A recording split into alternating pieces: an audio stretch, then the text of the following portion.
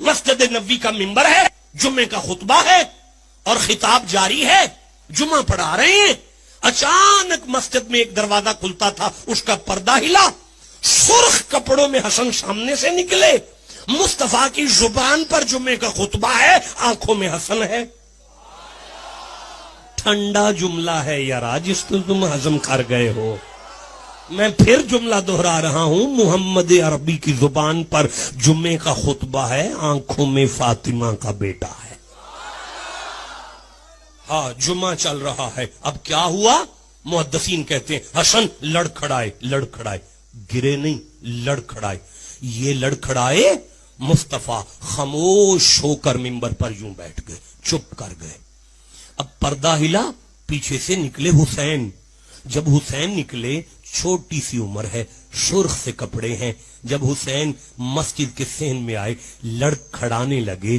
نبی نے منبر چھوڑا, مسجد کے درمیان میں جا کے شہزادوں کو اٹھایا. اتنے صحابہ بیٹھے تھے, کسی صحابی سے نہیں کہا میرے بچوں کو پکڑو. خود منبر چھوڑا, خود نواسا دوترے کے لیے, نواسے کے لیے نانا نہیں چھوڑ رہا. قرآن کہتا ہے وما محمد الا رسول. مصطفیٰ اٹھیں تو رسول ہیں, بیٹھے تو رسول ہیں, لیٹے تو رسول ہیں. اللہ کی ختم نبوت منبر چھوڑ رہی ہے. منبر چھوڑا, حسن کو اٹھایا, حسین کو اٹھایا, دونوں شہزادوں کو لا کے دائیں زانو پہ حسن کو بٹھایا, بائیں زانو پہ حسین کو بٹھایا. اب نبی کبھی یوں دیکھتے ہیں, کبھی یوں دیکھتے ہیں, کبھی یوں دیکھتے ہیں, کبھی یوں دیکھتے ہیں, کبھی یوں دیکھتے ہیں, کبھی یوں دیکھتے ہیں, کبھی یوں دیکھتے ہیں, کبھی یوں دیکھتے ہیں. سیالکوٹ والو, جس قرآن کی آیت سے مصطفیٰ نے آگے جمعہ شروع کیا, اگر آپ کہو تو میں پڑھوں. اب مصطفیٰ نے سورہ تغابن کی آیت کو پڑھا اور فرماتے ہیں قال اللہ تبارک و تعالی صحابہ انما اموالکم واولادکم فتنہ. اور میرے غلاموں, اللہ نے برحق فرمایا ہے کہ اولادیں والدین کے لیے آزمائش سے کم نہیں ہوتی. حسن گرتا مجھے نہیں دیکھا گیا, حسین گرتا مجھ سے برداشت نہیں ہوا. دیکھیں مدنی صاحب, حدیث یہاں ختم ہو گئی ہے, اس سے آگے ایک بھی جملہ حدیث کا نہیں ہے.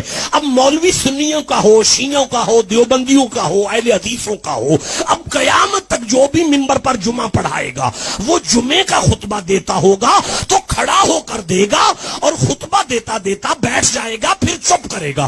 چپ کرنے کے بعد وہ دوبارہ خطبہ شروع کرے گا. جب وہ نماز پڑھا کے سلام پھیرے, اسے پیار سے کہنا قبلہ جمعہ بھول گئے تھے, خطبہ ذہن سے نکل گیا تھا. وہ کہے گا نہیں, تو کہنا پھر چپ کیوں ہوئے تھے, بیٹھے کیوں تھے. وہ کہے گا مصطفیٰ کی سنت ہے, وہ کہے گا مصطفیٰ کی سنت ہے, وہ کہے گا مصطفیٰ کی سنت ہے, وہ کہے گا مصطفیٰ کی سنت ہے. اب اس مولوی کے سر پہ قرآن رکھ کے پوچھنا تجھے تیری ماں کا واسطہ یہ تو بتا کہ حضور بیٹھے کیوں تھے. اس کی ماں مر جائے گی, نہیں بتائے گا, نہیں بتائے گا, نہیں بتائے گا. یا خون علی بتائے گا یا علی کے ماننے والے بتائیں گے کہ نبی بیٹھے تھے حسین کے لیے, نبی بیٹھے تھے حسین کے لیے. قیامت تک یہ سنت اس لیے بنا دی گئی تاکہ مومنوں کو پتا چلے جس جمعے میں حسین کی یاد نہ آئے اللہ تو وہ جمعہ بھی قبول نہیں کرتا.